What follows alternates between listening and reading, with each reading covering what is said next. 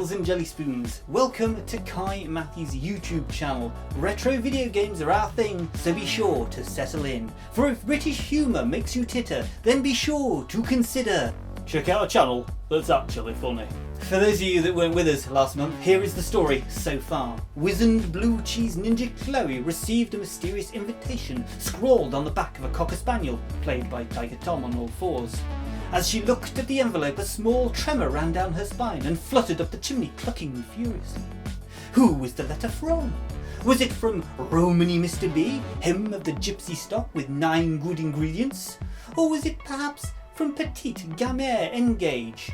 She tore open the envelope, and there, scrawled in a rude hand across the page, was the news she dreaded to hear. Hello everybody, and welcome back to Dickie's Videos. Today I was going to talk to you about current affairs, but I've never had an affair with a current. So indeed, let's stick to what we know and look at what games were gracing the shelves of video game shops the world over, as we say a many happy returns to the following titles that are celebrating their 30th birthday. Fire Mustang, a fast, side-scrolling shooter set during World War II. The player controls a P-51D Mustang plane through different missions, with many enemies on screen at the same time and a large aircraft as the boss at the end of every mission. The Mustang has an unlimited amount of bullets, but one hit is sufficient enough to lose a life. There are different power-ups to collect, providing additional firepower and different firing patterns, but regardless of the power-ups, the Mustang shoots forwards and drops bombs to the ground at the same time, targeting ground troops.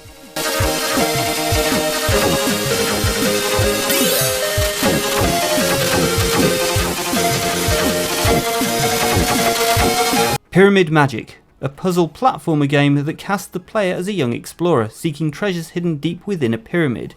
Each stage contains blocks, treasure boxes, and an exit which is blocked by a ghost. The explorer can kick and destroy blocks as well as carry them, and can also move through small openings by carrying blocks into them.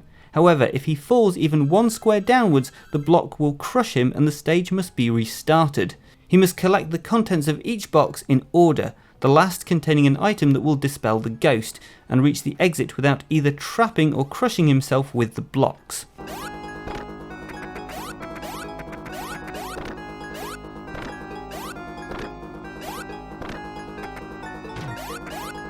Right, all this retro claptrap is all well and good, but what have you been up to since I last saw you? Well, Monday I went to a wine tasting event, and on Tuesday I was told I had a rather good time on Monday. But still, on Tuesday evening I went to the Poetry Lovers Guild and I listened to some rather unusual verse readings given by a young lady from Gloucester. She'd obviously led a very full life. On Wednesday, I went to Gloucester. Thursday, I spent the morning digging in the garden, mowing the lawn, and in the afternoon I played 4 sets of tennis and I won them all. What's more, I felt as fresh as a daisy. Now, I don't want you to think that I'm boasting, but I must say that a lot of men half my age just couldn't have managed it. I guess it must be because I always keep myself in tip-top condition. Friday, couldn't move.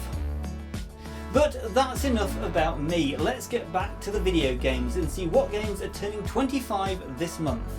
Fire Emblem, Genealogy of the Holy War is a tactical role-playing game developed by Intelligent Systems and published by Nintendo for the SNES. It is the 4th installment of the Fire Emblem series and is the 2nd to be developed for the SNES platform.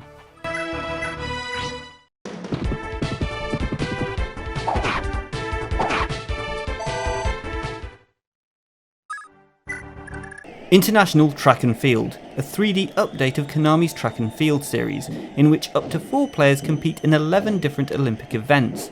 The game was released for the PlayStation and arcades in 1996. Players compete in real-life events: the 100-metre sprint, long jump, shot put, 100-metre freestyle, 110-metre hurdles, high jump, hammer, triple jump, javelin, pole vault and discus.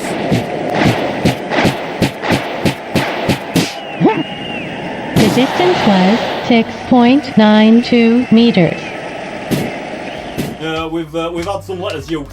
Okay, what do they say? Well, first one, request the pleasure of your company at a champagne supper up the high street because fantastic Mr. Connor's numbers have come up on lottery. Sounds rather jolly.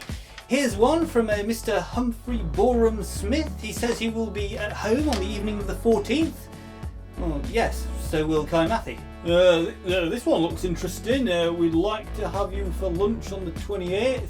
Signed to the South Borneo Cannibals Association. You know what? I'm beginning to see why people keep telling me that this format reminds them of video game TV shows from the late 90s. So with that, let's have a look at some of the games that are turning 20 this month. Crazy Taxi 2, a 2001 racing game and the second instalment in the Crazy Taxi series. It was released for the Dreamcast and was later ported to the PSP. It is the last Crazy Taxi game to be released for the Dreamcast after it was discontinued on March 31st, 2001. Let's have fun! Go to the department store! Let's go! That's great!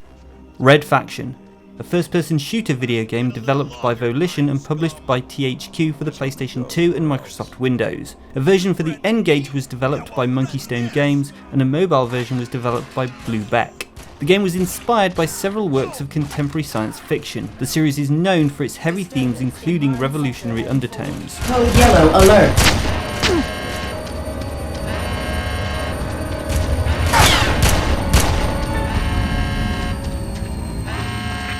Finally, they might not be retro yet, but it's just a matter of time. The following titles are turning 10 this May.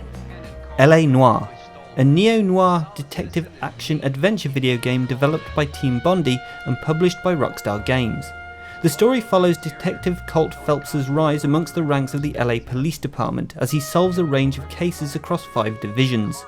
The game is notable for being the first to use the newly developed motion scan technology developed by Depth Analysis. Motion scan uses 32 surrounding cameras to capture the actor's facial expressions from every angle. The technology is central to the game's interrogation mechanic, as the player is required to use the suspect's reactions to questioning to judge whether or not they are lying. Over 21 hours of voice work was recorded for the game. Doc, Detective Phelps, what have we got? A lot of blood for a blunt force injury. Thor God of Thunder, an action hack-and-slash video game based on Marvel Studios' film Thor.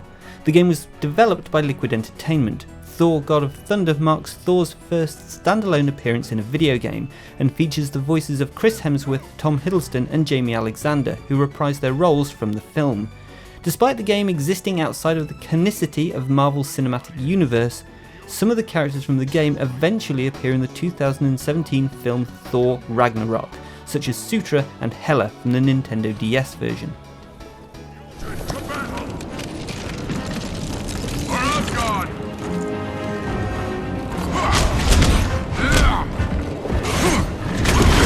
Here, now, are you put this in because it pants? True, Thor God of Thunder was not well received when it was first released, but I never said that I liked all of the games that I cover on this series. What about you watching? Do you have any fond memories of the games that I've mentioned? Maybe there was one that I've missed. If so, be sure to let me know in the comment section down below.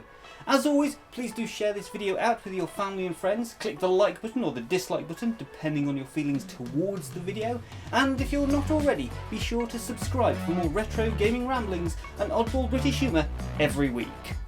Cheerio, see you next week.